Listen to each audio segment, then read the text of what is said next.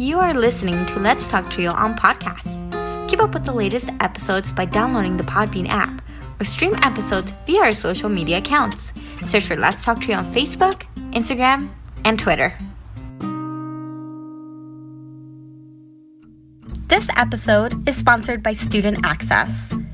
Student Access, the leader in Trio software.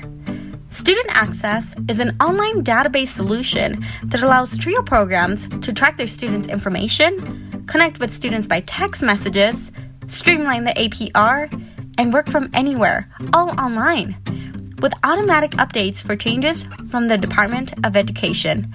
Their technical support team includes former Trio staff and has over 50 years of combined experience working with Trio.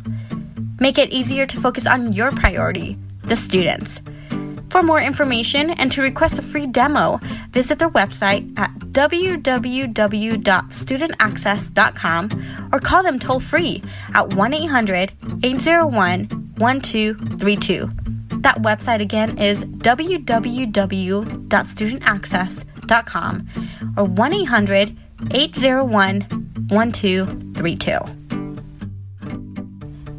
Be sure to share your favorite episodes on your social media by tapping that share button. This is a great way to support the podcast. Now here's your host, Juan Rivas. Thank you, Amelia, for that wonderful introduction. Hello, listener, and welcome to another episode of Let's Talk Trio.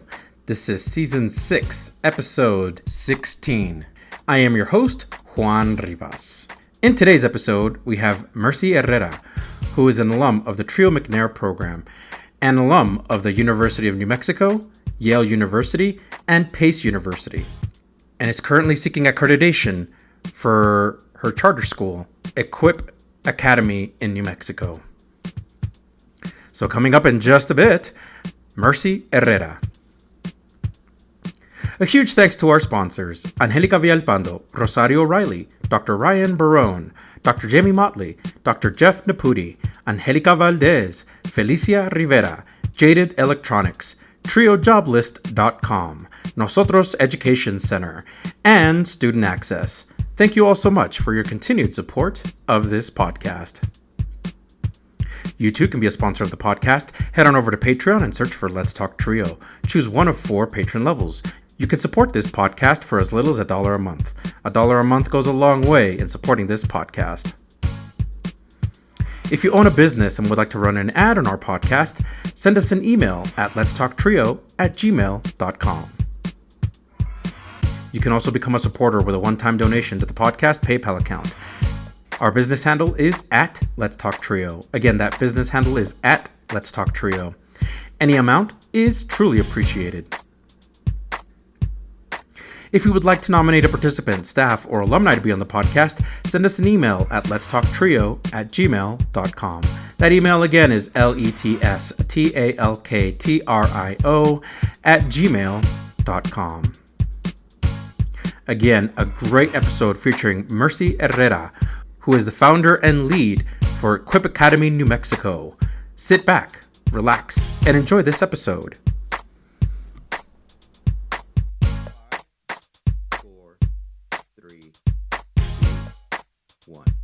Hi, Trio Nation. My guest on the Let's Talk Trio podcast is the founder of Equip Academy of New Mexico, a proposed charter of Albuquerque's West Side. She is a graduate of the University of New Mexico, holding an undergraduate Bachelor's of Science degree in American Sign Language Interpreting, with a minor in psychology, a master's from Yale University in Religion and Disability Studies, and another master's degree from Pace University in Education. She is a strong advocate for Trio programs and has championed academic growth for students in the K through 5th system. Mercy has a fierce commitment to equipping historically underserved students to find their passion, pursue their dreams, and live out their potential. Over the past decade, she has taught and led some of the highest performing charter schools in the nation. Now she is bringing those experiences back to her home state to design and lead an exceptional school. She's an alum of the College Enrichment Program at UNM, Trio McNair program, and ROP. When she is not advocating for students, she enjoys doing yoga, watching reality TV, and spending time with her dog and family. Welcome to the podcast, Mercy Herrera. Mercy, welcome. Yes, thank you so much, Juan. I am thrilled to be here. The Trio programming has set my life up for success, to be quite honest. I don't know where I'd be without the TRIO program. And so I just want to thank you for the work that you're doing and the exposure you're getting out, and the impact that TRIO does for people and their generations to come. And so I'm excited to be here. We're so happy to have you. I'm very glad to have you on the podcast. And again, thank you so much for agreeing to be on here, because I know that a lot of folks get a little bit nervous on being on a podcast. And hopefully by the end of this, we have like a good environment and a good conversation at the end. Yes, absolutely. It's a great push for me, first timer. So thank you. I'm excited that it's with TRIO. Let's talk TRIO. Awesome. So how are things in Albuquerque? Things are extremely busy. I am knee deep in the charter application process. Oh, wow. So we are a proposed charter. It'll be a K-5 high-performing charter on the west side of Albuquerque, New Mexico, Equip Academy of New Mexico. And so there's a quite rigorous process to that. We just submitted a 259-page document to the state, and now it's going over review, and we're going to have 3 hearings with the state to determine approval. So I'm so glad the application writing is behind me, and now it's really time to put the pedal to the metal, working with my founding board in preparing for the upcoming hearings, and we'll find out in August. So I'll definitely keep you up to date. Yeah. So the application process, from what I understand, it's a lengthy process, and you hear back in August. When would Equip Academy begin if it were approved in August? Yeah, so we'll have a planning year to find a facility, to get curriculum, furniture, and then we'll start in August 2025. Wow, amazing. Yeah. So, as you know, summer has started for most schools across the United States. For you, any plans with things to do over the summer? It really is focusing on this charter application, but I have a very exciting event happening this summer, which is, so I'm a fellow for this organization called Excellent Schools New Mexico. So the past 9 years I've lived in on the East Coast. Mm-hmm. And then I got contacted on LinkedIn if I was interested in starting a charter in New Mexico, and it's something I've been wanting to do since 2014. And so I was like, absolutely, time to go home. Mm-hmm. And so a part of this program is doing a residency. So I'll be doing a leader residency in Nashville, which I'm really excited about. And so I'll be there for 3 weeks. So Wow. that's something that, and preparing for the hearings, and then anticipating the approval of Equip Academy of New Mexico. Wow, that's amazing. So it sounds like a very busy summer for you, just getting Yes. in preparation for Equip Academy, which is amazing. Yes.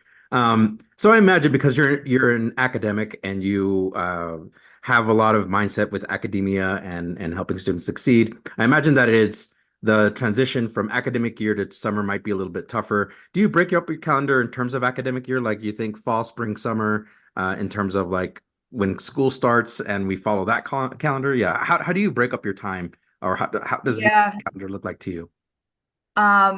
So I definitely don't think of like the fiscal year. I think of the academic year. And with us administrators, we don't get much of a summer break, unfortunately. Or fortunately, we go into preparation for the next year. Mm-hmm. And but I do I love to travel. I just got back this year already. I've gone to Portland a couple times to visit friends, Tampa.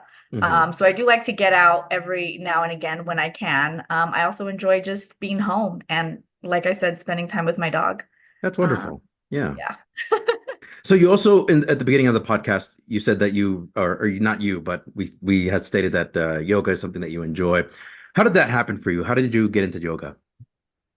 Yeah, it's actually, I think, a funny story. So when I was living in Manhattan, in Washington Heights, and I was walking by this sign and this woman, and this is the way she describes the story because she later is the yoga instructor, later became a mentor and a close friend of mine, who I love so near and dear. Um, and so I was like, what is this? What are you guys doing? And she Right. was like, oh, this is I teach yoga. Hi. And I'm like, okay, can I come in and see? She said I was so like direct and I was just so interested. And I'm like, well, what kind of yoga is it? So Yeah. I do have like back issues, and so uh this is yin yoga, and it's shout out to Yogiando NYC.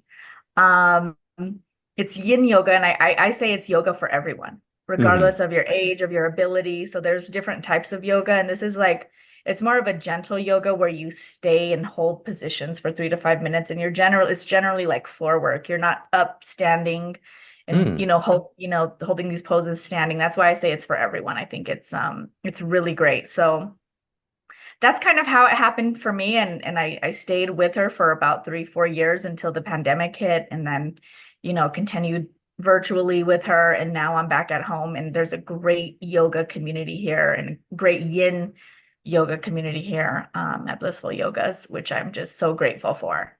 Um, so yeah, That's awesome. yeah. What's something that you would like to try, even if you're not successful at it? Oh, that's a good question. I think it's terrifying, but I've always wanted to try skiing. Oh yeah, Uh, yeah. I tried a hand at snowboarding and it was completely unsuccessful. But I hear skiing is a little bit easier. That's what I hear too. Here in Yeah. Colorado, they tell us that skiing, you should learn skiing first before you do snowboarding because snowboarding is a little bit. What was it? What was it about snowboarding that was a little bit more challenging? Oh, I think it was, I think I went with somebody who was an actual, like, what is it called when you get, um, she's a professional Oh, snowboarder. yeah, Like yeah. she had, uh, sponsors and everything. And Oh, she was like, the way to learn is not to go on the bunny slopes. It's to go to the top and then you're gonna work your way down. oh my gosh. That sounds So very intense. so I literally just rolled my way down the whole time. Oh no. That's yeah, I was sore for I don't know how long, and I was like, I'll never do that again. It Yeah. was Oh my so gosh. scary. Yeah, it was, yeah. So I'll Well, try we're skiing. glad you said.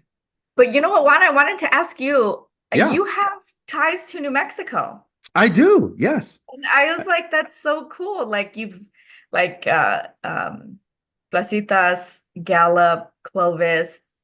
I would love to hear a little bit more about that. Oh, sure. Absolutely. Yeah. So, I graduated from Clovis, New Mexico, Clovis High School. And then I went over to college at Eastern New Mexico University, and then decided to work for the TRIO programs. So I was working first at CCC, Clovis Community College, for as a coordinator for TRIO, and then I moved over to Gallup, New Mexico, to serve their TRIO program for a minute. It was like less than 10 months I was there, and then I moved back to Portales. So I was kind of a little bit all over, trying to situate myself and my family, and then yeah, that's how we ended up back in Portales. And then I think once I got my master's, I decided to move up to Colorado. Okay, cool. And did you go through the TRIO program or what was your connection? Yeah, so for me, I was an alumni of the Upward Bound program at Eastern New Mexico Okay, University, cool. and just kept serving TRIO programs. And then I ended up being a director of the TRIO program that served me when I was in high school. Yeah. Wow, that's awesome. And then what took you to Colorado? Why Colorado? Oh my gosh. So it was always in the plans. It was something that I wanted to do. And at my ex-partner at the time, we talked about moving up to Colorado. And I think it was just the end of my master's program was just like, let's do it. Let's move up to Colorado. And yeah, it's been a great learning experience. I love Colorado still. The honeymoon phase, like when you move to a new place, they're like, it wears off after a year. It hasn't worn off for me. Yeah. I'm still very much loving being out here. Good. Well, that's awesome. I think there's so much like beauty and richness and diversity here in New Mexico. Is there anything that you miss the most? Oh my gosh. So I love that you flipped the script on me. I feel like I'm being Well, the one well, being yeah. it. I'm just like No, I'm yeah, just so curious, especially like for me, it was just such an easy transition after being away for 9 years. I mean, this is my home. My family's here. I'd come visit once or certainly. twice a year, like without a Mhm. doubt. But it was just such an easy transition being home for me. And Yeah. I just am so grateful. I love being home. I love being here. I'm excited about it. So what do you miss? Oh my gosh. So first of all, I will say one of the things I miss, of course, obviously my family, my mom and my brother still are out there in New Mexico and Okay. Clovis. Do miss the tightness, the tight-knit community that's in New Mhm. Mexico that I feel that it's in a lot of towns that there's that close knit. And I miss the culture. Absolutely. Miss the Yeah. culture out there in New Mexico. And then I would be remiss if I didn't mention that the food is definitely much better. Sorry, Colorado. The green chili in New Mexico is definitely much better. So, yeah, that's what I miss. Absolutely. All right. Well, anytime. Right? This is, you know, come I right will back. say there's other aspects of Colorado that, for example, I don't think I would have ever grown out this beard this long in New Mexico, and it just fits me now that I feel like I'm part of the culture in Colorado. So they just let you grow the beard out, and it's like Yeah, nice, listen, that's awesome. Cool. All right? right. Well, Mercy, thank you so much for that kind of the flip on the script on that. I really Yeah. appreciated that. So what has 2024 taught you so far? Um, um, 2024, again, I had mentioned that I wanted to start a charter school here in New Mexico since 2014. Hmm. And I am credentialed, I am experienced when it comes to the education world. But I always thought I need more experience. I need Mm. more credentials. Hmm. And I think just getting that message on LinkedIn and really I was like, is this a joke? Like if that's how it felt to me. Like I'm like, is this for real? Yeah.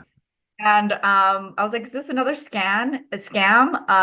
But I looked into it, I applied, and Hmm. I got really great feedback. They were excited about me. I was excited about this opportunity. And then, you and I are talking as I have now submitted the application. And I think what 2024 has taught me so far is that I can and I will. That's And awesome. that's really exciting. It's given me a lot of um I don't want to say confidence. I think it's a little bit deeper than that. But it's just like this kind of like stamp of like this is possible, Yeah. and I am, ready and able and willing to continue to learn along the way. Hmm. And so that's I think what 2024 has taught me. It's been a lot of change. Um, being in New York and then my living situation, I thought it was going to be a little different. And we don't have to get into that, but Hmm. it's like I don't know. I think I want to say we in this is like we're resilient in a lot of things in a lot of ways and that was a really great question. It's like 2024 is like bam right there. Yeah, Yeah. definitely. Yeah. My gosh. So, if anything, right, too, that from what I'm hearing from you is that this position, this academy that you're building, is validating work for all the work that you've done already. And we'll get to that here in a minute, but all the things that Yeah. you've done it must feel validating. Yeah. Yeah. I mean, it's literally a dream come true. And what's interesting is like thinking about yoga, um, uh, a part of the yoga practice that Rosanna, the instructor and founder, would engage us in is something called yoga nidra. And it's basically about about really like facing like what is something that you really want to do. And I've always thought it, but I never said it. And it was really like it was stated in I remember stating it in her class and being like, whoa, I said it out loud. And now it's being like actualized, which is just like super exciting. That's awesome. Yeah. So, Mercy, we're going to rewind the clocks a little bit because I want to kind of see how this journey played out for you. Can you talk to us about your childhood? What was that like for you? And this is, I know we're going backwards, but to fast forward, it's like this is why the TRIO program is so important because of, I think, the lack of access for folks like me at their earlier age. And so my childhood was, when thinking about like academics, there was a lot of movement, a lot of lack of stability. So I was in, I had gotten interviewed by another program, and I said that I had gone through 11 schools, but it was 8 elementary schools. Mm-hmm. 9 elementary schools. I went to 9 elementary schools. Wow. And so there was just a lot of movement, which is not a unique experience here in New Mexico. There tends to be a lot of instability and not all of it, but some of it. And so that's kind of like what I remember is just moving all the time, not really, being able to establish and maintain those friendships throughout elementary school. And so that was kind of like my experience with my elementary years. And so like, the other thing is pretty prevalent here is like drug addiction. So that was like a part of it too.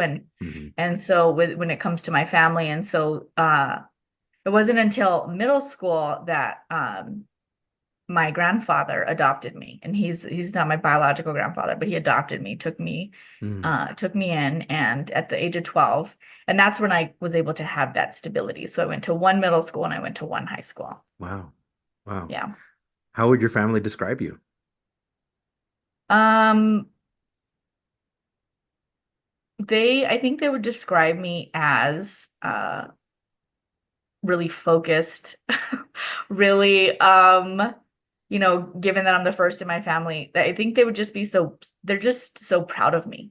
Yeah. And that's one other piece that I just love being here. Like, I'm like, wow, like I didn't realize how important family like really is on a day-to-day basis. And I think they just they're so supportive, especially through this whole process. I have 2 sisters, we're all a year apart. My mom's here, and then each of their extended families, and my nieces and nephews. It's just like my daughter. I'm the first in my family to graduate high school, much less graduate like college. And so I think that they would they'd probably have a couple curse words in there, like, in a very positive way. Yeah. But it would be very enduring. I just have felt nothing but like support and love for them. And for that, I'm like so grateful. That's awesome. We'll be right back after a word from our sponsor. Are you seeking guidance to enhance your TRIO project's effectiveness and success? Look no further. NOSOTROS Education Center, NEC, is here to empower your TRIO project with expert consulting services. NEC's mission is to promote the effectiveness and impact of TRIO programs. Since 2003, NEC has specialized in providing professional development and in-service staff trainings, allowable cost services, for TRIO projects across the country. The team at NEC, with over 60 years of combined TRIO experience, offers customized workshops and seminars for project staff, compliance assessments, external evaluations, working on and submitting APRs, database customization and training, developments of policies and procedures manuals, and project implementation or reorganization services. Additionally, NEC has secured over $774 million in federal funding with a 92% success rate through their live and on-demand proposal workshops, assistance with data collection and review, detailed technical reviews, and comprehensive proposal development services. Join the hundreds of colleges, agencies, and TRIO projects across the country who benefited from NEC's expertise. Nosotros Education Center, your partner in TRIO's project success.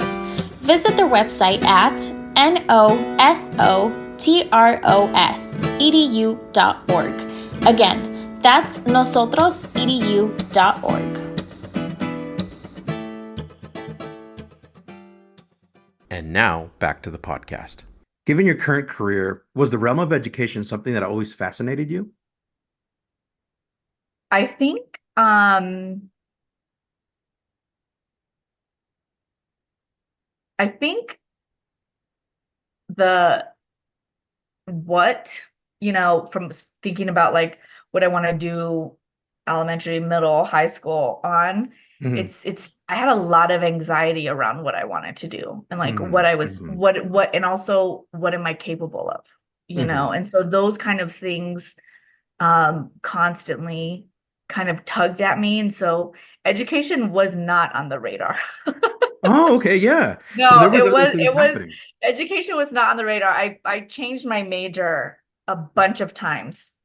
So I wanted to be a pharmacist. I thought about going into nursing. And then I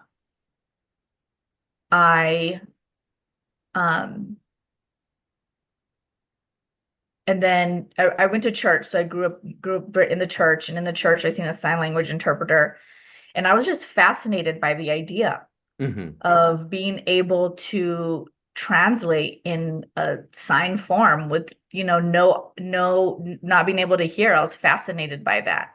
And then I found out that the University of New Mexico has a whole program in it. So that was something that was really that had caught my attention, and so no, education was not. It kind of like came about in a very interesting way, actually, through the through the trio. It's just so interesting. So talking about how your educational progress was going, can you talk to us a little bit about your elementary? I know elementary you were in various elementary schools, and then finally transitioned to a middle school where you felt like, okay, that's static, it's there, it's something that I can do.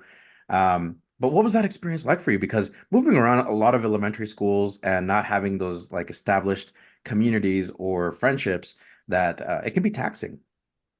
Yeah, I think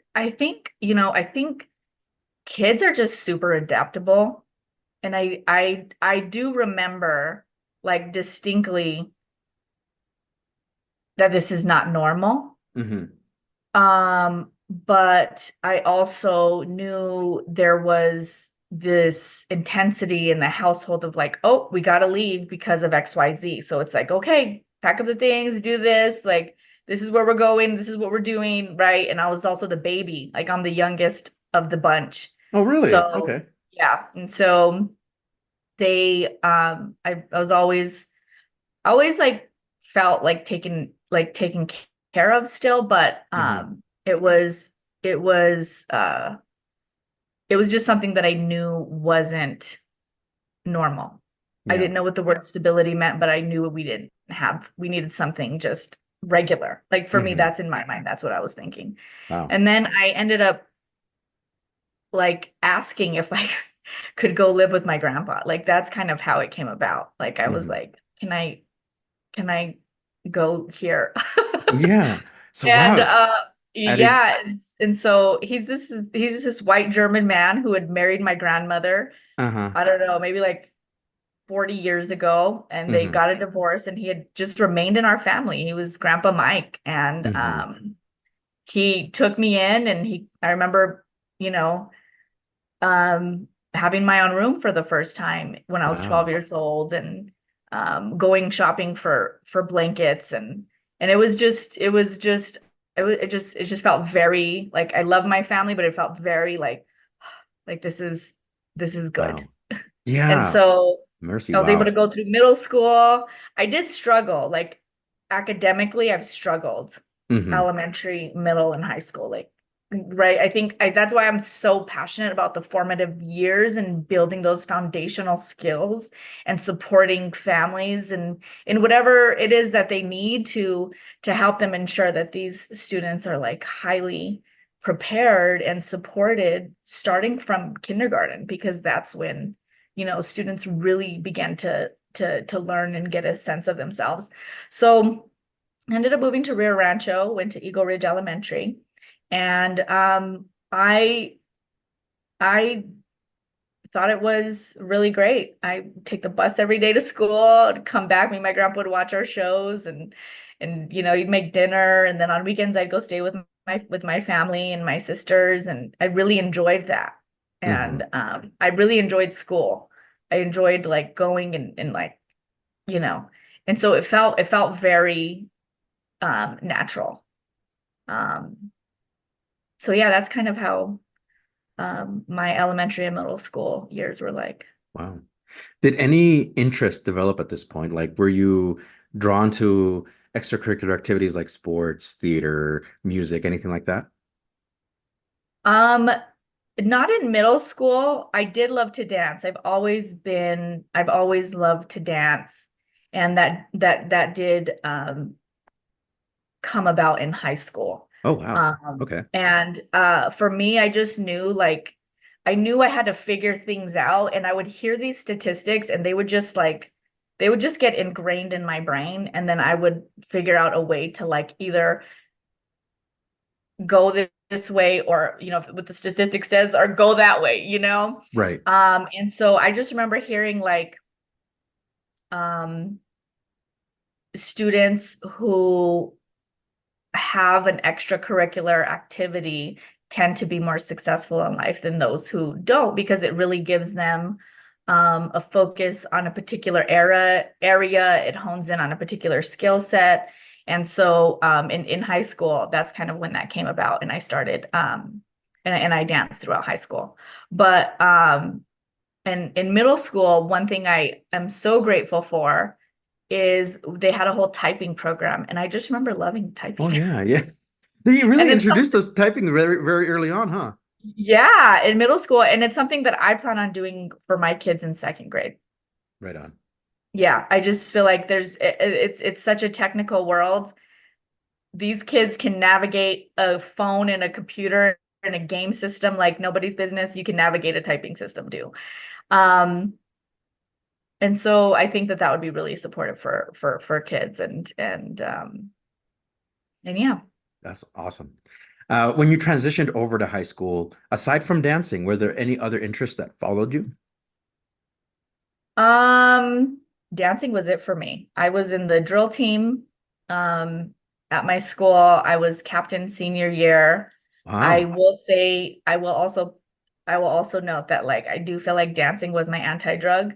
It Hmm. kept me busy, it kept me focused, it kept me on track for school to ensure that like, you gotta maintain the certain GPA or you're gonna get kicked off. Right. And so that was really supportive. Uh that was really supportive for me. It was a great high school experience. That's awesome.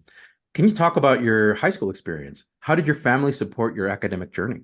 My high school experience, like I said, I um was a dancer, and my family just always encouraged me that like I was going to be the one to graduate from high school. Hmm. And so they were really supportive, especially like with the dancing program. I went to Rio Rancho High School in Rio Rancho, New Mexico. And they would attend every dance performance. Hmm.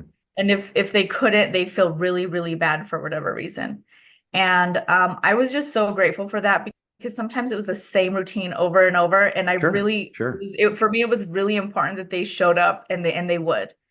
Um, and they were just really encouraging. and I felt that responsibility as well Mm-hmm. to ensure that like I was going to graduate high school, on behalf of my family. And so that was something that was very prevalent that I felt. In fact, when I graduated high school, I remember my grandpa, he got me a limo from our house to the party location, but he said no Wow. one could go in there with me because I did it. I did it. I did Yeah. it. And I did it by myself. And so I should, Oh. I should enjoy it by myself. And I was like, look, then I was like, but grandma, I want to be with myself in a limo. Like, I want to live it up. I want to invite my friends and my family. But no, he Yeah. refused. And I could see it now. I can see his reasoning for it now. I think he wanted to really make a point, like, this is something that you did and you should be very proud. And I think that's very like trio-esque, Mhm. right? Like, for other folks in other communities, there's not this like emphasis of it and this like celebration of it. There's a normacy of it. Mhm. And I think, like, again, going back to the work that I want to do is like, if students are reading by the time they're in third grade, their likelihood of graduating high school decreases exponentially. And Mhm. so that's what we want. We want increased graduation rates, right? Absolutely. And it being normal for our communities and not a thing to carry for the family, or not a thing to um that's special, unique, and different. So Um what you're saying is graduation from high school should be a standard, should be set, so something that we expect from our students. yeah, Wow, yeah. amazing. In this time in your time in high school, was college something you thought about, or was college something that entered your mind? Um no, I did not see myself at college. Oh wow, yeah. uh I again, there was this heaviness of just a high school graduation for me. That was my end goal. That was my vision, right? Like, Mm-hmm. that's where I wanted to. That was like, okay, you know what job am I going to get now after high school? So you were already Like, thinking about I career after high school, not necessarily yeah, I college. was thinking about, yeah, and college felt very out of reach. It Mm-hmm. felt very unattainable, Mm-hmm. 100%. The university, um, it was, yeah, it felt like a stretch for me. Like, it felt like folks like me don't go to college. Mm-hmm. And I remember in high school, it was our senior year, or was it a junior? It was either junior or senior year, but I remember college folks came and there were tables set up. I had never researched a college. I never thought about even leaving the state to go to college. Um, and I just remember like standing and seeing all of um, these tables, with these representatives from different colleges and universities, and just being extremely overwhelmed. I also remember like talking to folks and it just being normal for everybody else, but just like not for me. Like, Mm-hmm. people are Mm-hmm. like, oh, I'm thinking about this college and this college and going into this. Like, for me, I was like, I never want to grow up and be this one thing. Mm-hmm. I had been working since I was 14. I started at Gardunios, which is a local restaurant. You probably remember. I do remember that, yeah. I was a hostess. They had these really big skirts and poofy shirts. Now they're all classic and chic with like black shirts, black pants. Huh.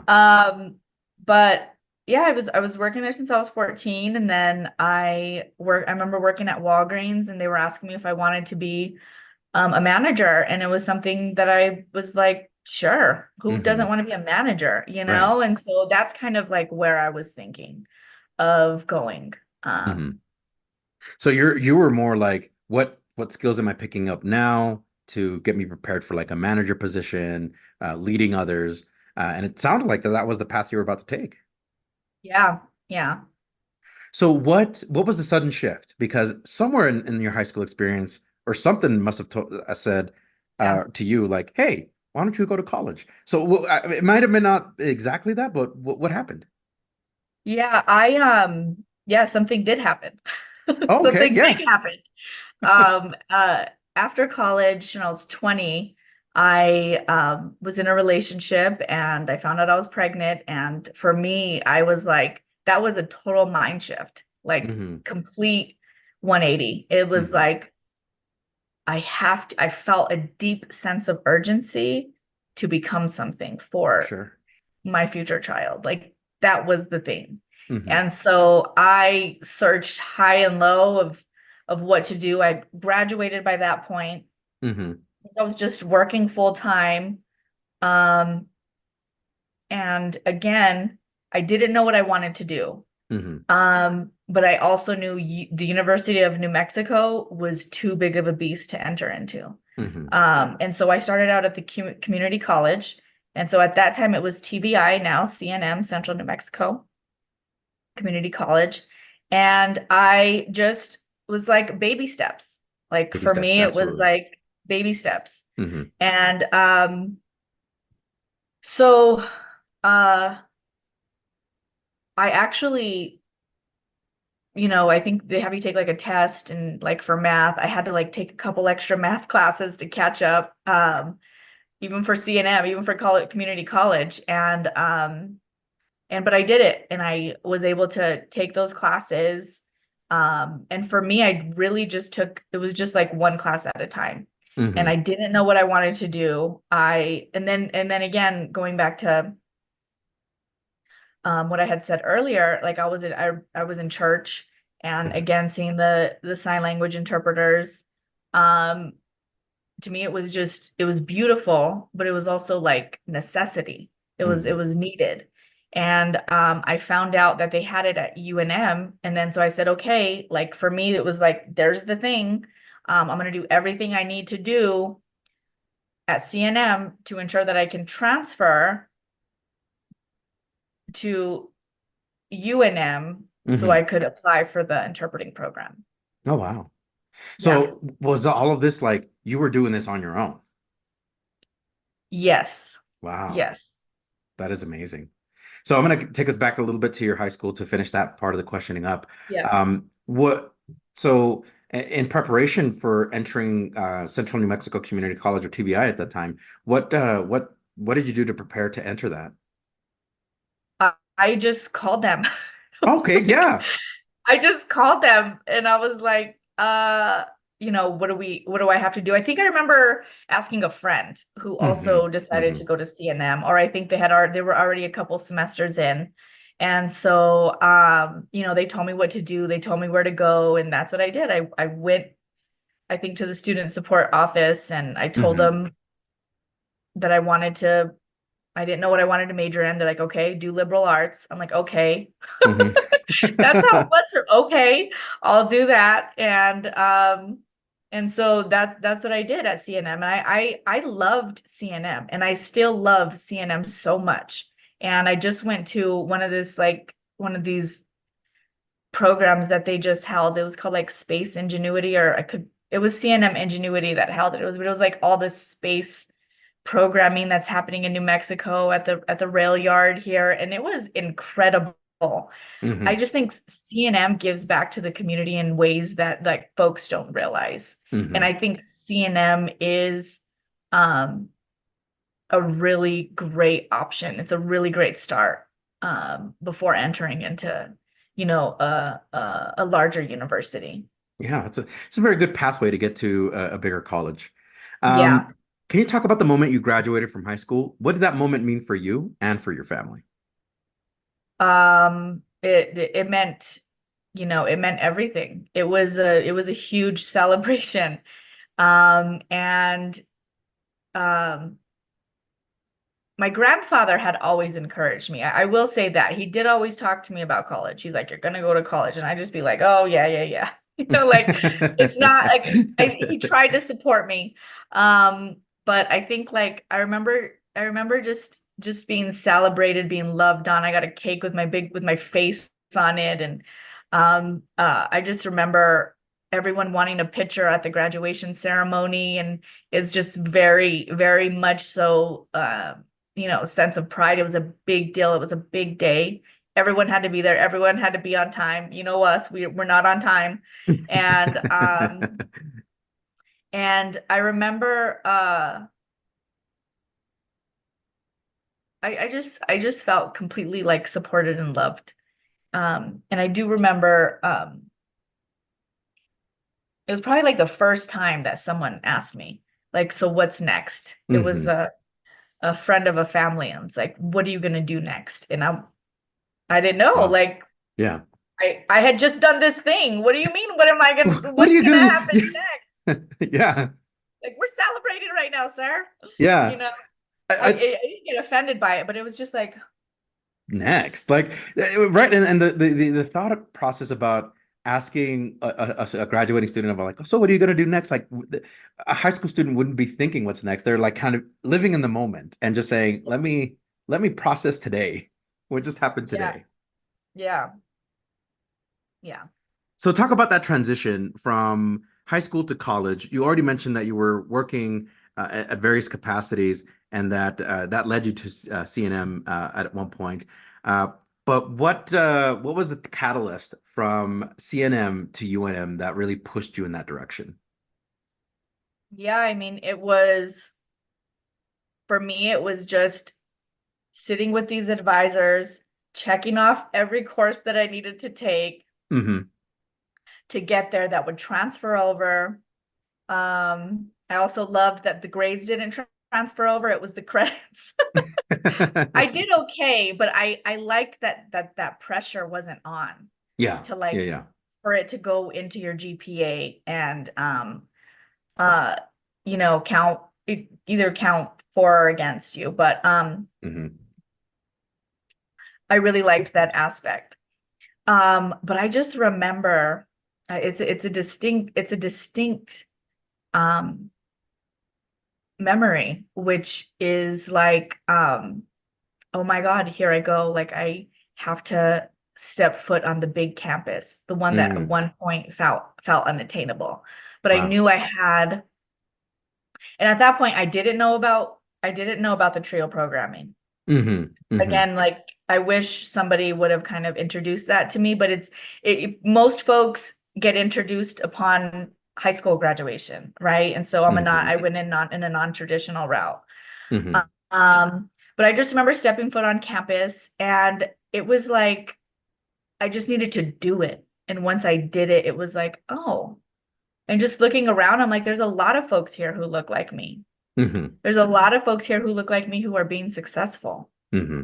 And again, it was going to student services. Hi, this is what I want to do. What do I need to do to get there? And I start my checklist again. Okay, I'm going to start here, and then I'm going to do here, and I'm going to do this. And for me, that was it. I remember somebody had a friend of mine had helped me, because actually I was thinking about doing sign language interpreting and linguistics. Hmm. And it just had a lot more. I was going to double major. And I just remember a friend of mine helped me. I remember going to her house. She did help me register, which was really great. And she pulled out all the requirements. And I vowed to never look at the full list of requirements again. I didn't. And for me, again, it was, what do I need this semester to Hmm. ensure I'm compliant with graduating? And I would kind of look at that with my advisor and be like, okay, see you next semester. I'm going to do these things, and I'll see you when that's is done. So that's kind of how it was for me from the transition from CNM to UNM. Wow. Do you remember what you felt setting foot on campus at UNM? I felt, I think, simultaneously like a little girl and a big girl at the same time. Right? Like, it was like just being able to, I'm like, oh wow, like, because at that time I don't think TVI CNM had like it was like, oh, you're gonna start at TVI, you're gonna start at CNM. It was like, oh, you're not gonna go to university, you're not going out of state. At least that's how I felt. That's the kind Right, of like right. pressure that I felt. So I was like, oh, now I'm at UNM, you know, and now I Ah, can say I'm at UNM, and now uh-huh. And so I felt there was a lot of pride in that. And that felt like, I felt like an, you know, more adult, like entering into that like adulthood, so that was the experience that I remember. Talk to us about your college experience. What was that like for you, navigating UNM? Um, I think at UNM it was again it was I think for me it was just needing to take that one foot and then it was like, oh, this is my campus. Oh, wow. So it This was is where that I immediate belong. connection.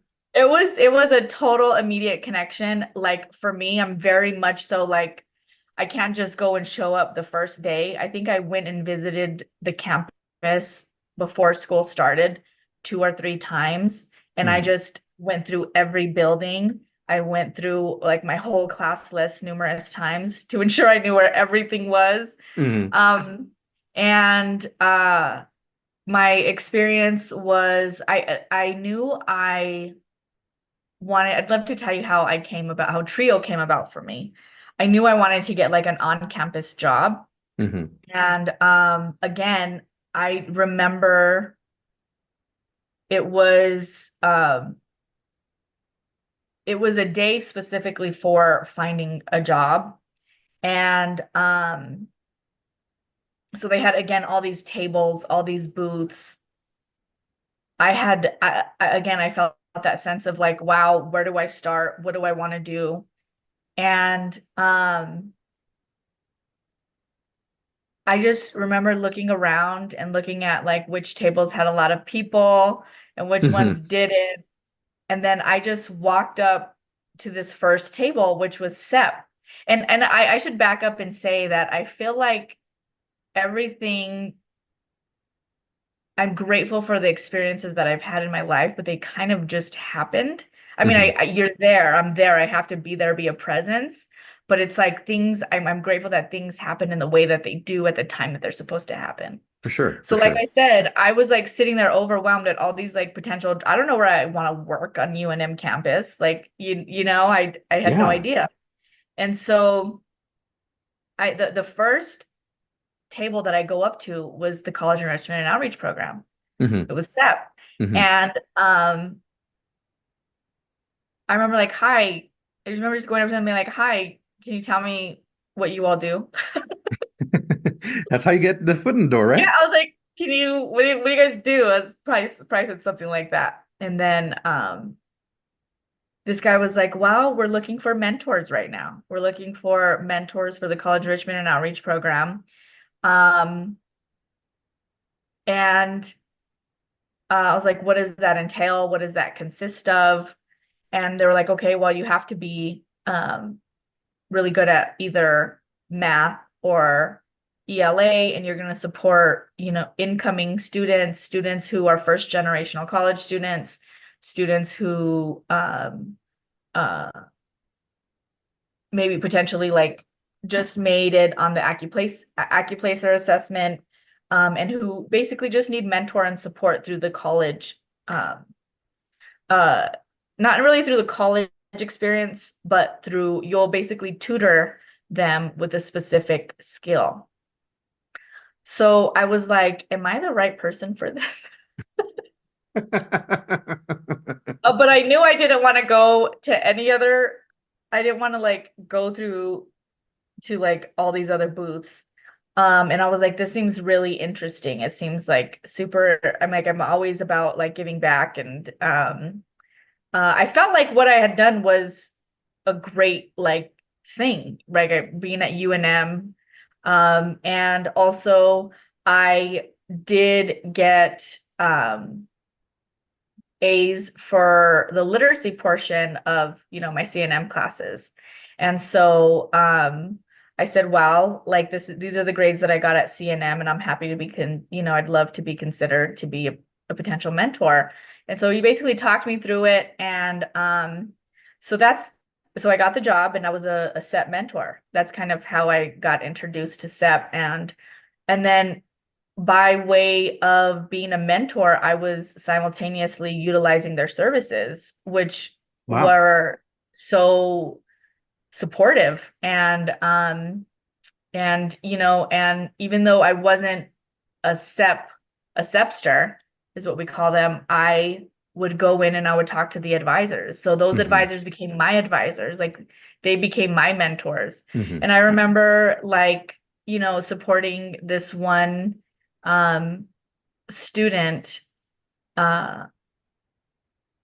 He came from out of the country, wasn't really fully well-versed in English.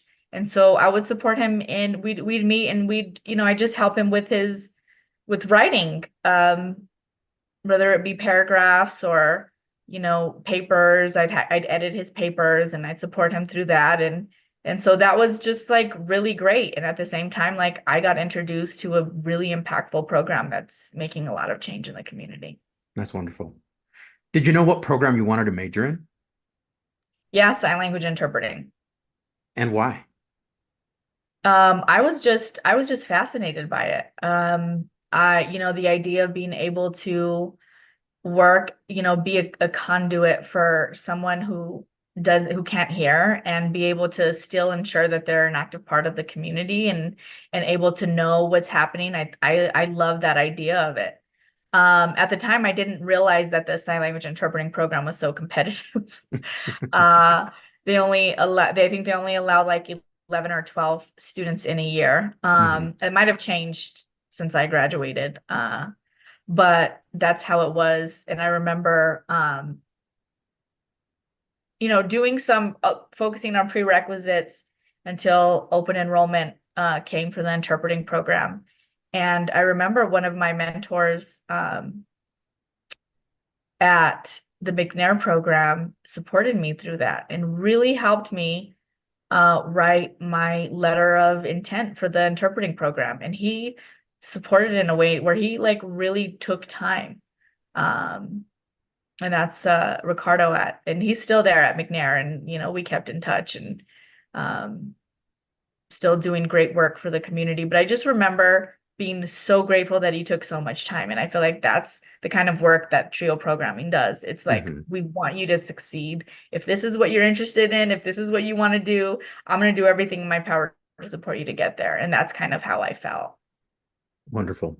So they say, or it's been said, that college is when you sort yourself out, especially when you're figuring out a career or really follow your passions. Was this your experience?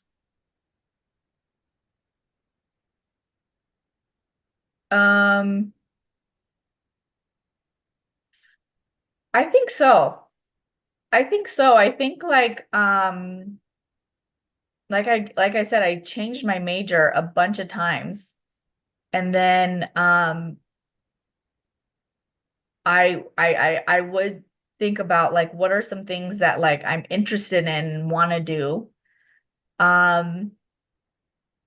And so I think that sign language interpreting was something I was really passionate about learning and growing in. And so it took up a lot of my time. And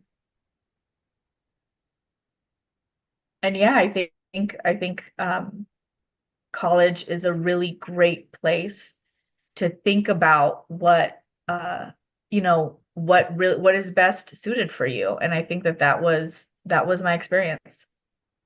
So I know I already asked this question kind of, or you already answered this question, but I'm going to ask it and reframe it a little bit so American Sign Language Interpreting is something you went into. Were there any other majors you were considering? Well, I was considering education. So I was thinking about double majoring.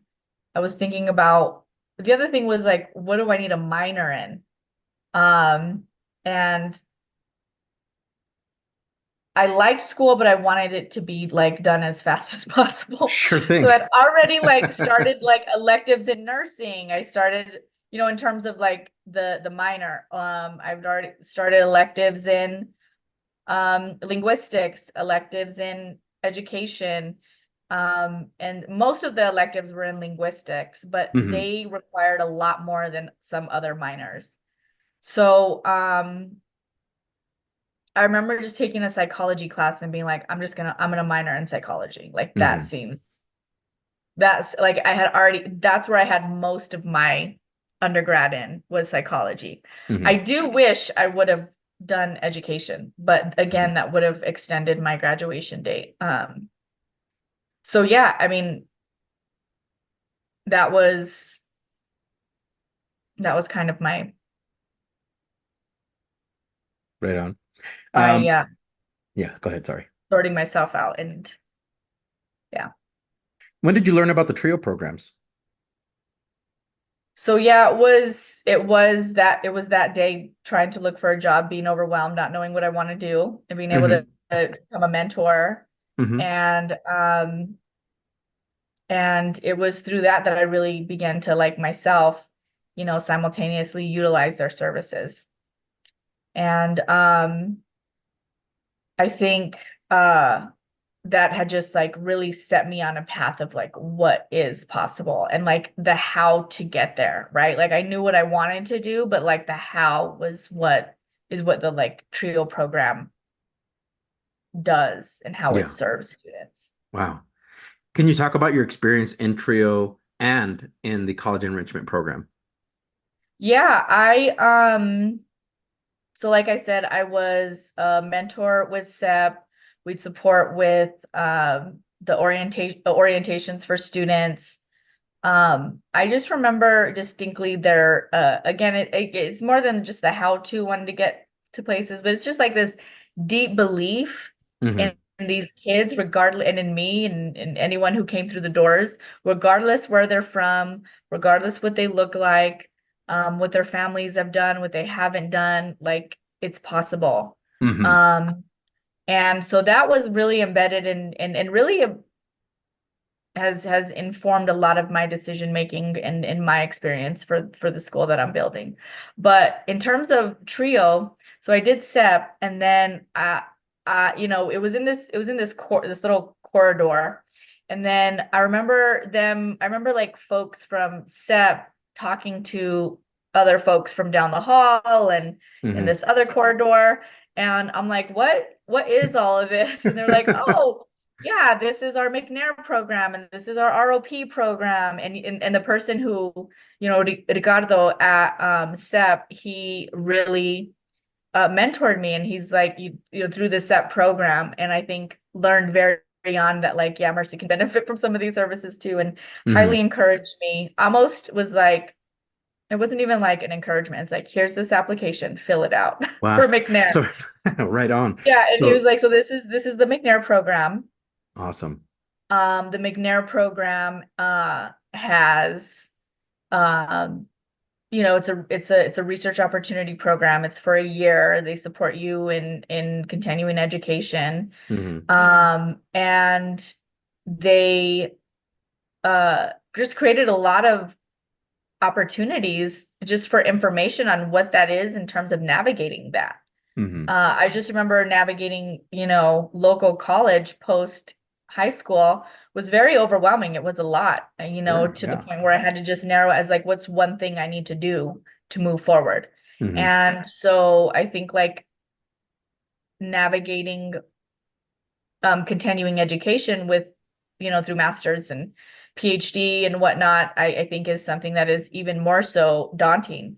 And so the McNair program, I remember it's a very robust program. I don't know how it is, if it's similar across other states, but we had summer training and summer info sessions with leaders across the community. There was a great series curated by the McNair program that how to write a resume, how to, what's the difference between a resume and a CV, how to maintain it, how to keep up to it, how to network, and they also we had GED preparation. I'm sorry, GRE GRE. preparation. Okay. Yeah. Yeah, GRE preparation. And then they also basically said, where is it that you want, where are you thinking of attending?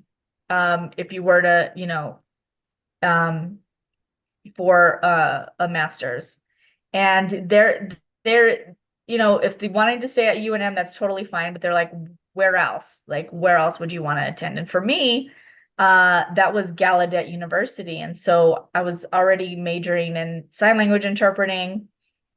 And then I actually got I actually started my charter journey in Albuquerque, New Mexico at the sign language at the what was it called?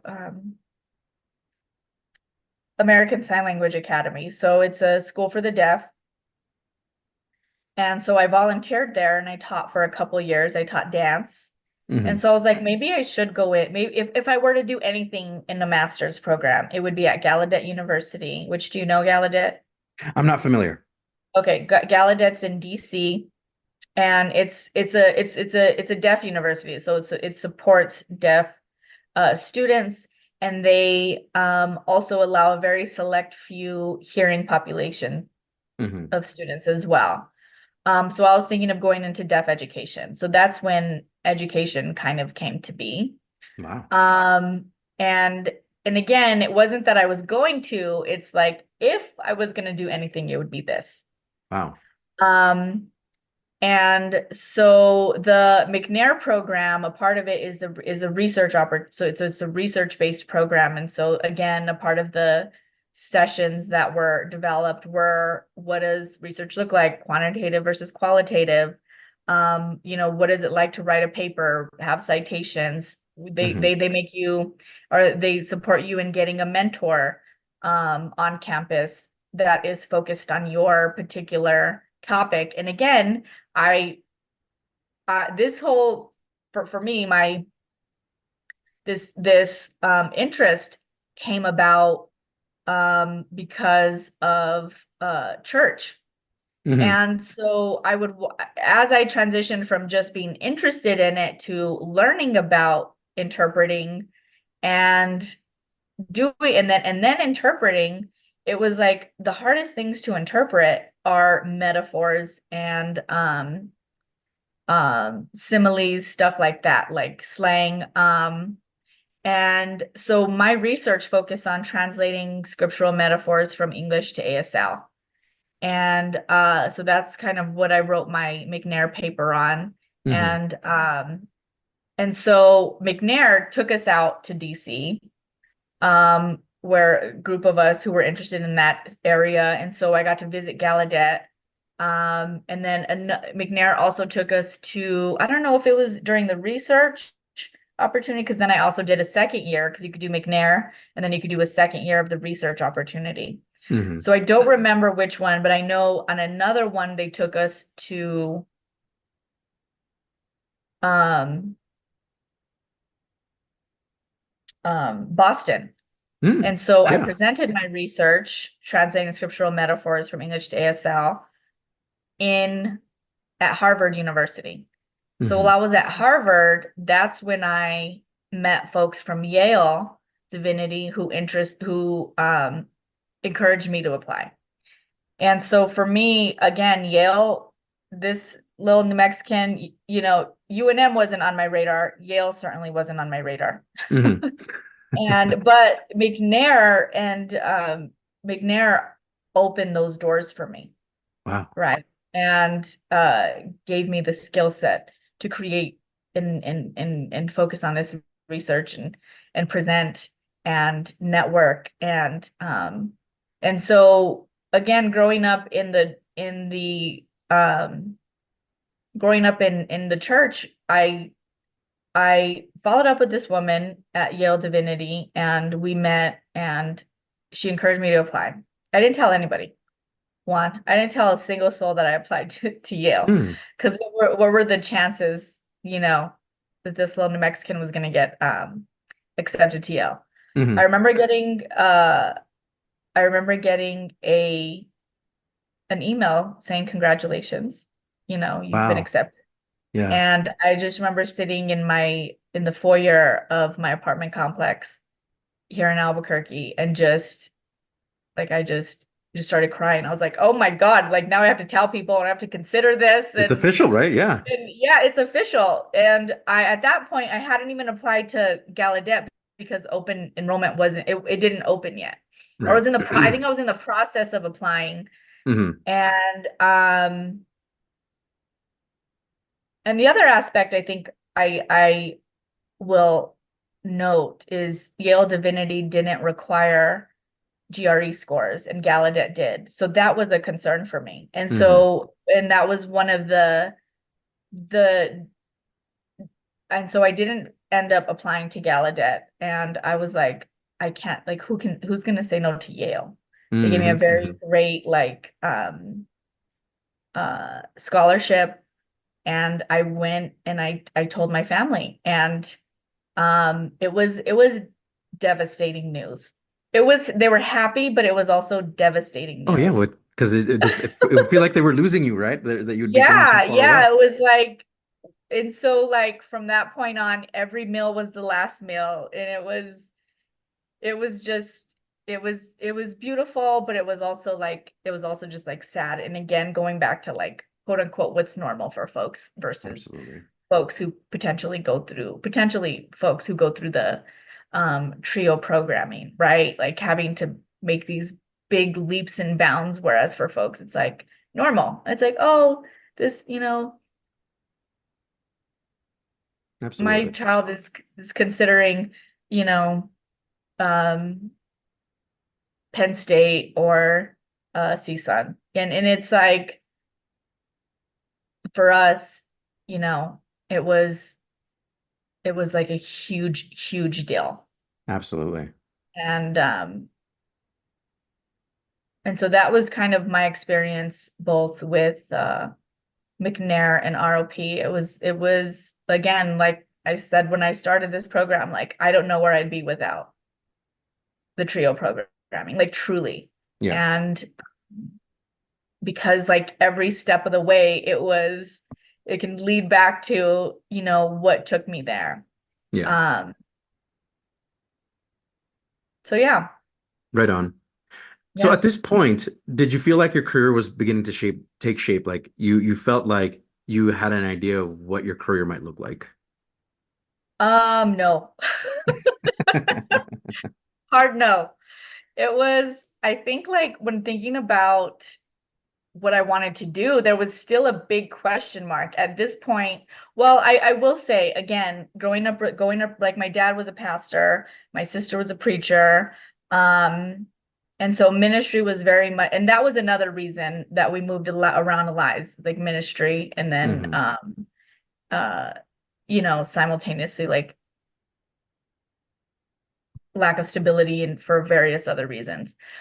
But I didn't, there was still that anxiety of like, what's Mercy going to do?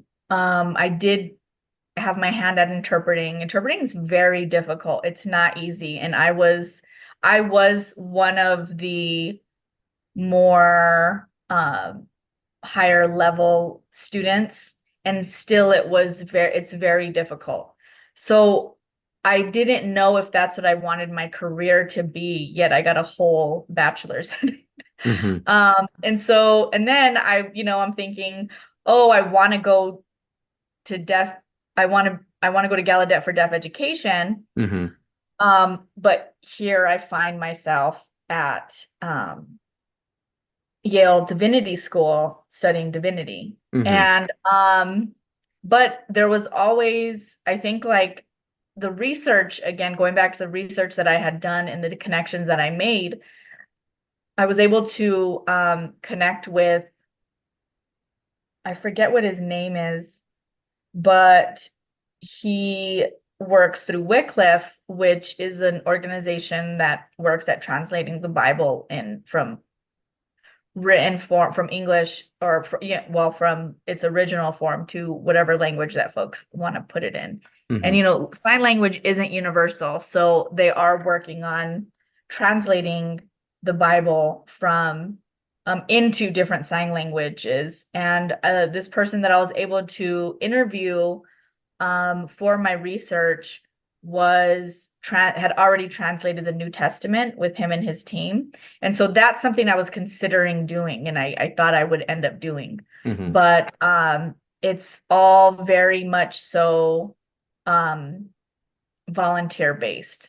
Yeah. And again, at that point, I'm moving to Connecticut with my daughter who's in first grade. Hmm. And she did first and second out there. And I so that was like my plan throughout Yale. And so I was just Wow. like, okay, there's gonna be a way. And so again, things just kind of like happen in various ways to kind of like bring me to where I am today. Wow. And so that was kind of like my goal in terms of my career at Hmm. that time, to my time at Yale, was being able to potentially go and work at Cliff, supporting them. I mean, I don't know if they're done now, but this is 20, was it 2013? 2013, 2014. Hmm. That's when I graduated Yale, so it was sooner than that. Um, I don't remember what year, but they could potentially be done translating the Old Testament now.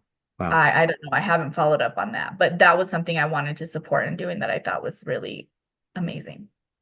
I want to take you back to UNM. When you graduated from there, what was that moment like for you and your family?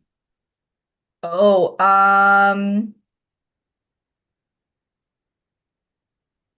graduating college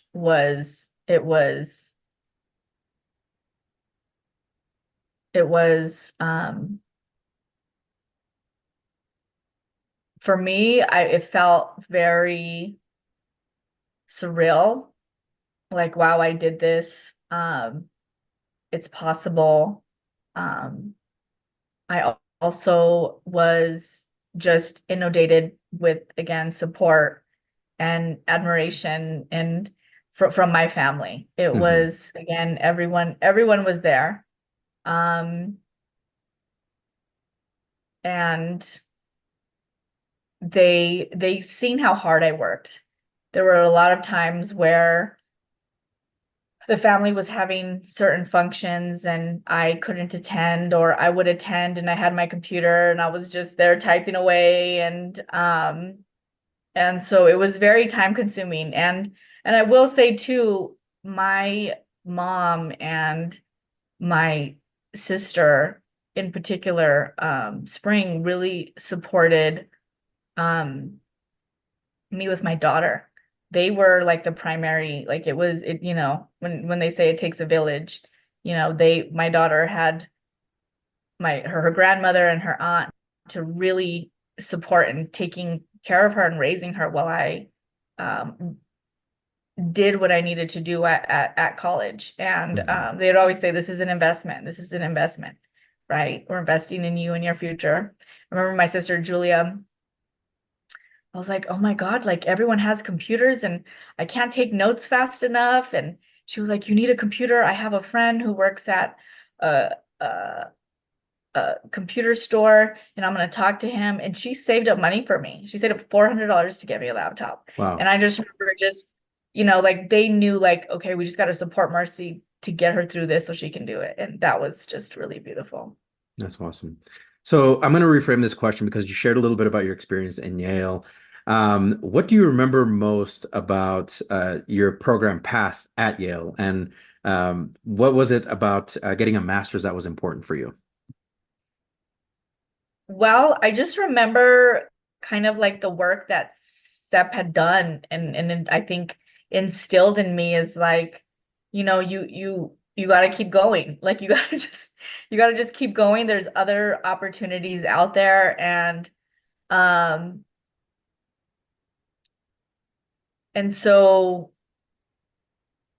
can you restate the question again? Yeah, absolutely. So, well, why was this getting a master's important to you? Okay.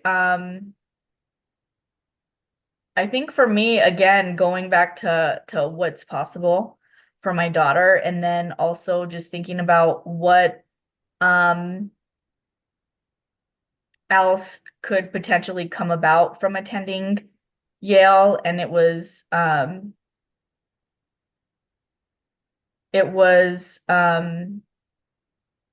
something that I just wanted to do. I think like after I had graduated and getting my bachelor's, I knew that if I didn't go into a master's right away, it wouldn't happen. That's Hmm. how I felt. Hmm. And so I just want, it was important for me because I wanted to do it for my daughter and to show her like what was possible, and also for me to continue to develop my skill set and my knowledge, and to be as well versed as possible for the real world. And I thought in doing this, it would allow me to do that. And then at Yale, in terms of my one thing about a Yale master's is you can really cater it to your individual interests. And so they really worked with me, because I knew I didn't want to, there's an ordination route where you can get ordained, and then there's just a focus on religion that you can focus on. And so I knew I didn't want to get ordained. And but I did, so they really supported me in focusing on disability studies and biblical literature piece. And what I did was a part of that was really supporting folks in understanding the experience of the deaf community in religious organizations, and the lack of access. Oftentimes with religious communities, there isn't funding for veteran interpreters. They're usually novice interpreters, and again, interpreting metaphors, which is what, religious materials generally are. There's a lot of metaphors and similes and different, and a lot of background knowledge that's needed to interpret. And so it was just, and so that they really supported me in creating that, and just kind of, it was more of a and educating the community on the lack of access to religious organizations for deaf communities. So at this point, it sounds like you were getting a lot of work experience as well, and becoming familiar with the type of career you wanted.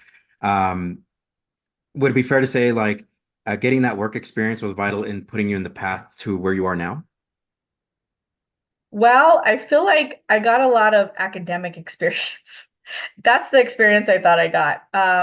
Because leaving Yale and knowing I didn't want to go into ministry right off the bat, and then looking at what it would really be like to pursue Wycliffe and join that team. It's a lot of it is like volunteer based. And so I don't come from a family that can just fund my interests, right? Like I have a daughter who I need to take care of. And so I do feel like I gained a lot of knowledge, and that's, and also it also was very apparent to me that I did really want to go into education. I wanted to try it before moving into something, at the college level. In terms of like what I was going to do next, in terms of the experience that it got me for a career. So you also received another master's program, or you went to another master's program at Pace. So what led to this decision? So I actually moved back home. In terms of like experience, right? Like I moved back home to New Mexico, and I couldn't even get a full-time job. I had 3 part-time jobs that did not equate into one. And I wasn't happy with the educational options for my daughter.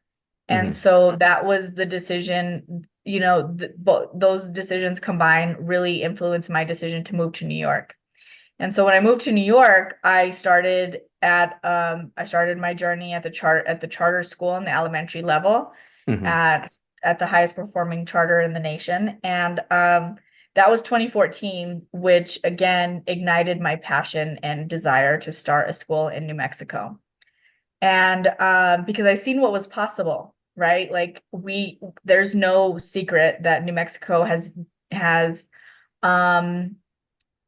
is one of the lowest performing states. We're always, in uh um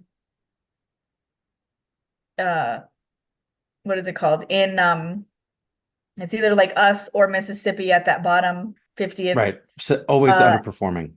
Yeah, always underperforming. And I was, of the mindset like, well, it's New Mexico, but it's like, no, when I was at this teaching in the center of Harlem at this school, these students, in terms of demographics, it was, it wasn't dissimilar. And yet these students, had all these odds against them, right? Thinking about these statistics, and yet they were outperforming their district and other charter schools, and they were doing it with a smile. Like they were loving learning, and for me, that was so impactful.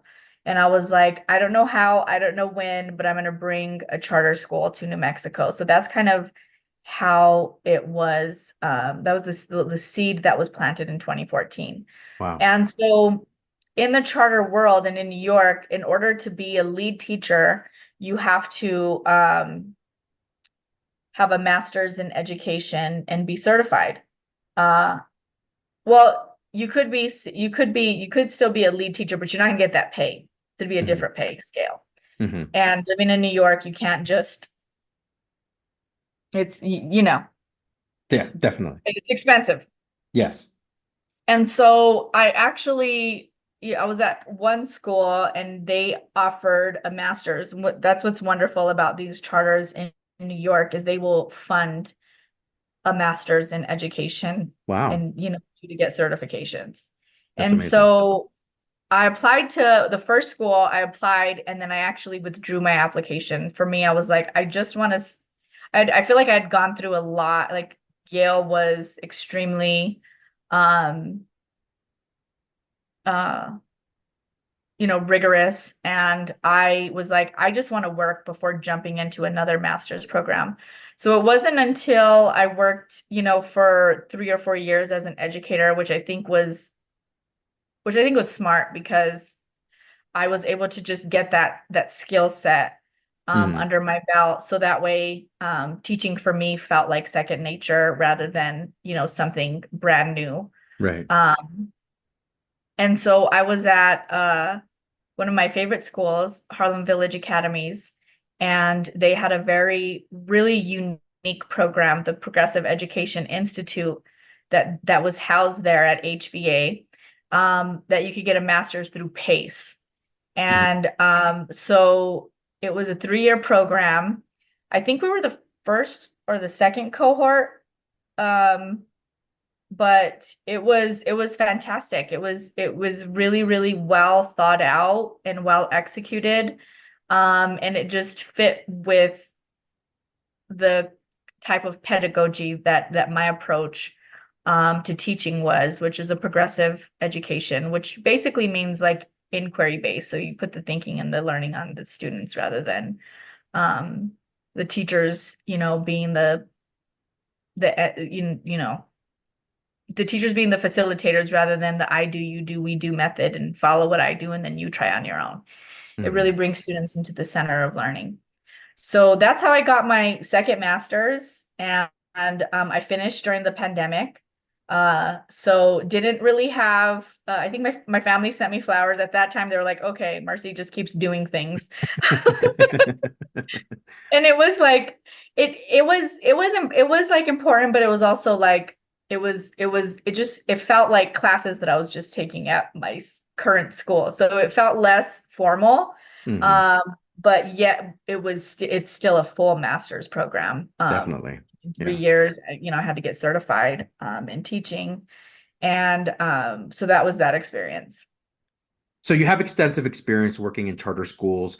Did that experience inform a lot of what you're doing currently and what you're going to be doing opening up this academy that you're working on? Yeah, definitely. I think since 2014, having that experience, seeing what was possible, that was the framework that I took for every school. And I made a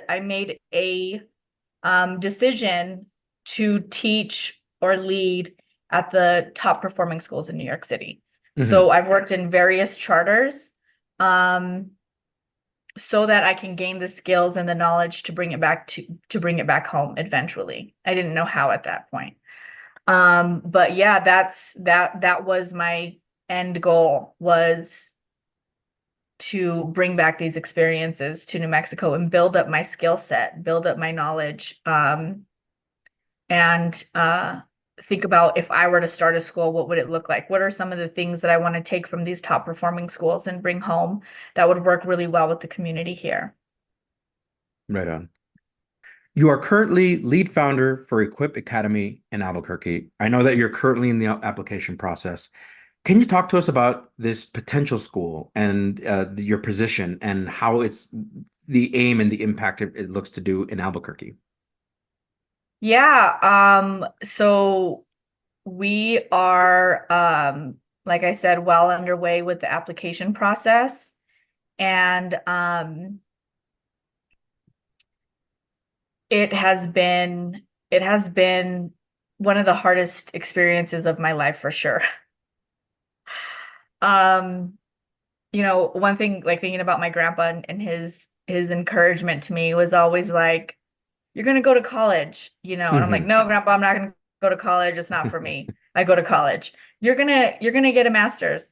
"No, Grandpa, I'm not gonna get a master's. It's not for me." And then I go get a master's. And then he would say, "I think you're going to get a PhD." And I was like, "Absolutely not." The thought of writing a dissertation, like, that's not, I feel like I'm all schooled out. But this really felt like a dissertation. Like we have 159 pages of the application itself, and then over 150 pages of just appendices. We had 134 letters of support. So we had to do a lot of community work. New Mexico, as you know, is very community based. And so part of the application process is us. I just can't have this great experience, great, belief in New Mexico. It's like they have to want it. And if the state doesn't see that folks want it, that's a big deciding factor for them. So we've had, we're like really grateful we were able to get 134 letters of support. We also have talked to 243 community members about Equip Academy, and had 4 focus groups, sent out a survey. So there's been a lot of community, grassroots work that's been done. And I think a lot of the work and experience that I've been through has really positioned me well for this opportunity. Wow.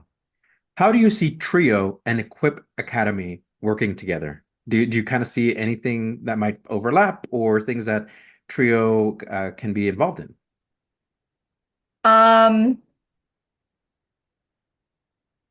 Yeah, I think sorry, can I just continue adding on to that other question? Oh, yes, I'm so sorry. Yeah, didn't mean to. I was looking at the other one. I was looking at a different question. But yeah, so I'll edit this part. Yes, no worries. Okay. So when thinking about Equip Academy and my position in the school, I'd love to just share the mission and vision, which has been really changed a bunch of times, thinking about what is the thing that we're going to continue to anchor ourselves in time after time again. And that is by providing a top-tier inquiry-based college preparatory education, Equip Academy of New Mexico ensures K-5 students master the knowledge and skills to dream audaciously, engage deeply, and pursue a life of purpose. And so for me, at the core, I'm a firm believer that students are innately curious.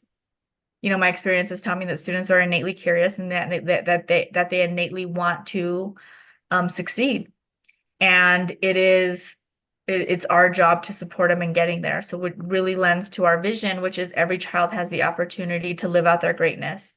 And our commitment is to equip them to do so. So they already have what it takes in them, and our support is to help them with fill in those gaps. And I think there's, thinking again about the statistics of New Mexico, I think there's a lot of untapped potential. I think for far too long, the finger's been pointed at the students, at the families.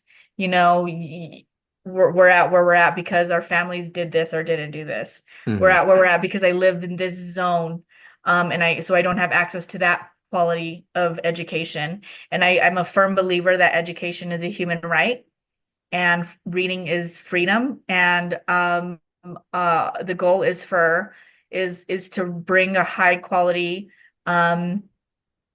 public charter option to the community, and one that really prepares and builds students' literacy and overall academic skills. And that's something that's really exciting. And and I think and it's really needed. So in the location that we're really hoping to open right now, in terms of reading proficiency, only 26% of Hispanic students are reading on grade level by the time they're in third grade. And only 13% of Hispanic kids are math proficient by the time they're in third grade. So that there's a lot of work to be done, right? Thinking about our Native American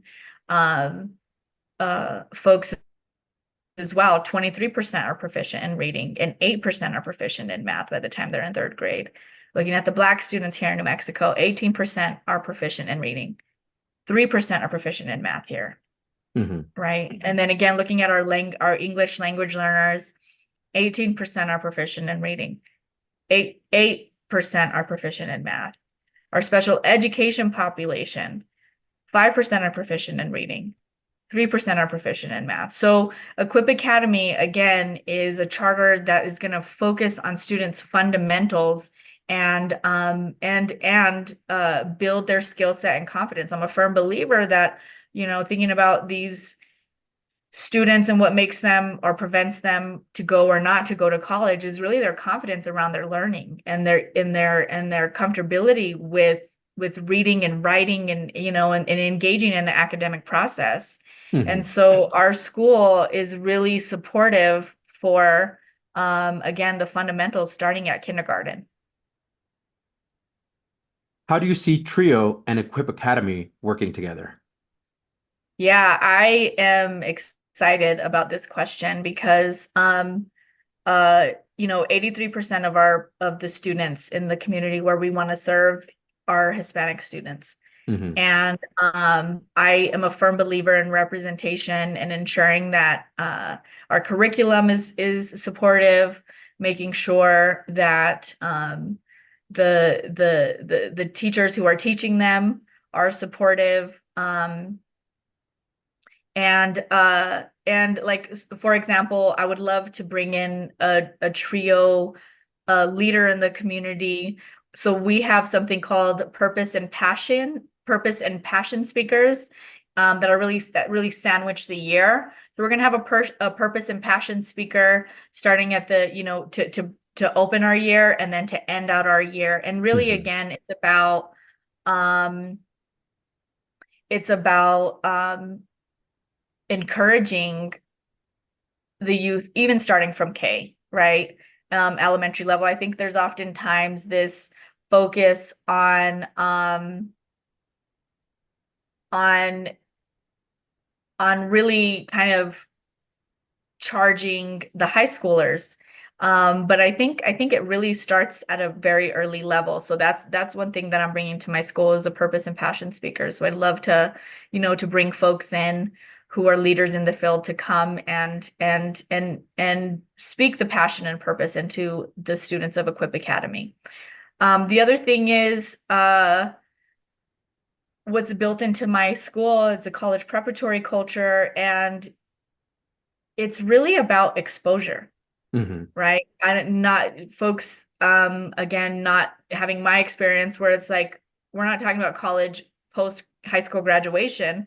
We're talking about it through a normal lens where it's like, this is a possibility where you can go. So starting from K, we are taking field trips to CNM, to UNM, and to colleges within the community.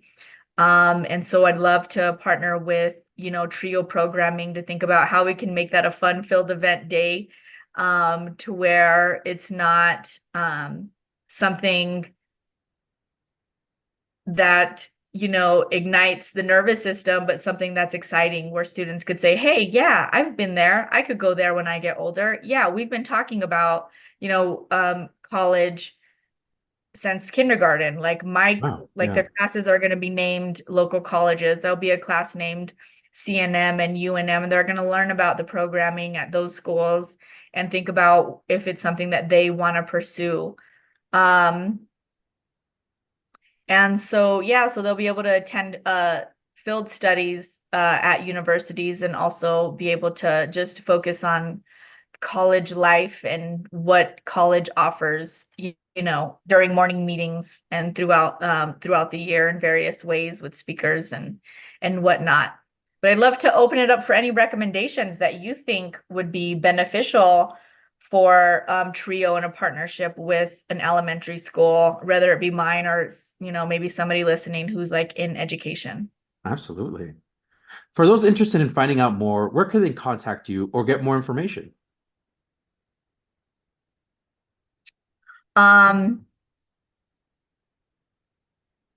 So we don't have a website yet. That's something that we're working on. I'm very active on LinkedIn. So you can find me on LinkedIn, Mercy Al Herrera.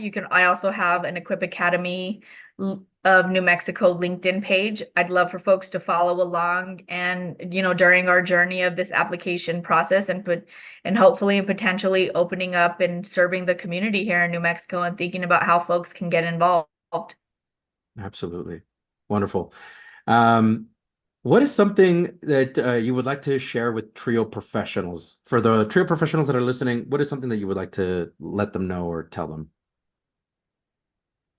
Yeah, I think I would just say go for it. Whatever it is that they want to do next, do it. Don't be hesitant. I think for me, in my experience, I am totally okay with a no and failure.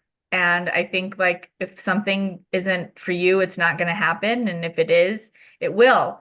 And I think continuing to focus on what it is that you want to do and the things that are going to support you in getting there, that's what you need to focus on and just go for it.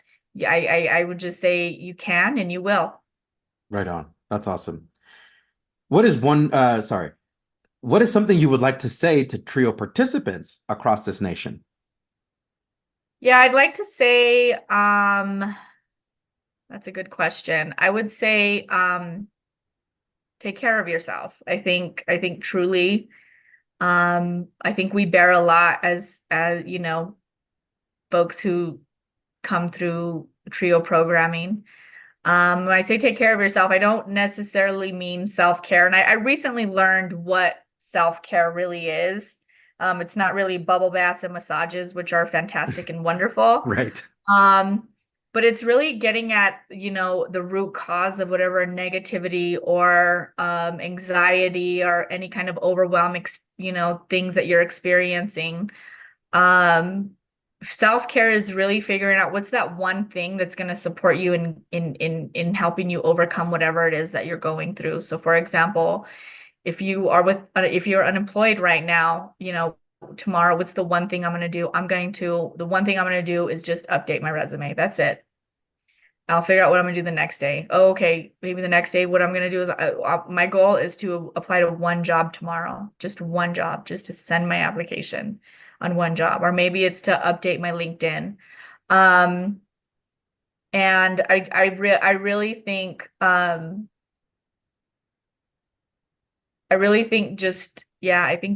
think when one really takes care of themselves and knows how to support themselves through certain things, I think that's really supportive. Absolutely. What is one word you would use to describe yourself? That's a really good question. I think somebody had described me in this way, and it was a hard reject, and I was like, no, I'm not. I am not that. Mm-hmm. And I can say, I think, given what I've done this year and what I've, thinking about what I've done in the past, I would say that I'm an ambitious person. And I really like having the one thing I need to do and just kind of going after it until it gets done. Yeah. Are there any books, movies, podcasts, TV shows, or other forms of entertainment you would recommend to our audience? I am a huge Jay Shetty follower. I love Jay Shetty. Definitely helps me. Puts a lot of positive content out there. Yeah, ground myself in various ways. I would, when I lived in New York, because I lived in Manhattan for 6 years and then Jersey City for 3, but I always worked in New York. So the last 3 years I worked in either the Bronx or Brooklyn. And so I would listen to my Jay Shetty or other podcasts in the morning going to work. And then I'd watch my K-dramas coming back home. It's a good That's balance. how I would like that. That's how I would decompress, because you got to be listening to something. You got to be focused on something on the trains, because things could be wild, but also it's just very calming. And so that's kind of where that I love Jay Shetty podcasts. In terms of movies, I don't know if you've seen, I don't know if I'm saying it right, but Naiad. I have not seen, no. So it's about this 6-year-old woman who swam a 110-mile trek from Cuba to Key West. Oh, wow. Key West, Florida. And it's based on a true story. And it's just about perseverance and like not giving up. And listen, I'm an ambitious person. Watching this movie, I'm like, ma'am, stop. Like, I need you to think about your health and well-being. But she had such conviction with being able to do this. And spoiler alert, she did it. But it's insane. I mean, she got jellyfish stung and like all kinds of gosh. Yeah. Day and night, like 110 miles. It's insane. You have to watch it. Yeah. So if you want like a good, like, this is gonna pick me up, it's a great movie. And were there any other movies you recommend? I think one that I recently watched on the plane ride was The Boys in the Boat. Again, it's based on a book, but it's about these. I love a movie about an underdog, and it's about these underdogs who come and, again, the coach has a belief, a deep belief in their ability, and they rise to the occasion. And I just love those kind of feel-good movies. So that's another one. That's awesome. Yeah. Mercy, it has been a true honor to have you on this podcast to discuss your journey, to inform us about Equip Academy and what you're doing. It's in the middle of the application process. I wish you all the best of luck for that. Thank you. And I hope that sometime in the future you'll join us on the podcast again. I would love that. This was awesome. Thank you so much for taking the time. So, Mercy, we have a tradition on the Let's Talk Trio podcast where we have the guest sign off. Do you care to do the honors? I'd love to. Okay, so hi, this is Mercy Herrera. I am a proud Trio alum of the University of New Mexico's Community College Enrichment Program, McNair, and Research Opportunity Programs. I am the founder of Equip Academy of New Mexico, and I can say without a doubt that Trio works. That was our guest, Mercy Herrera, from the University of New Mexico, Yale University, and Pace University, and Trio McNair alum. Mercy, thank you so much for being on the podcast and for sharing your Trio story. Remember, if you would like to be on the Let's Talk Trio podcast or know a staff, advocate, participant, or alumni, send us an email at letstalktrio@gmail.com. That email again is letstalktrio@gmail.com. A huge thanks to our sponsors, Angelica Villalpando, Dr. Jamie Motley, Dr. Ryan Barone, Dr. Jeff Naputi, Angelica Valdez, Rosario Riley, Felicia Rivera, TrioJoblist.com, Jaded Electronics, Nosotros Education Center, and Student Access. Thank you all so much for your continued support of this podcast. You too can sponsor the Let's Talk Trio podcast in one of 3 ways. Become a monthly patron on Patreon. Our base level starts at $1 a month. Become a corporate sponsor by placing an ad on this podcast. Email us for details.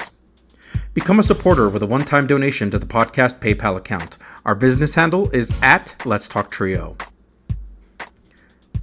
I'd like to take a moment to thank our honorary members of the Let's Talk Trio podcast, Roderick Chambers, Tony Ho, Scott Kendall, and Susan Cramp.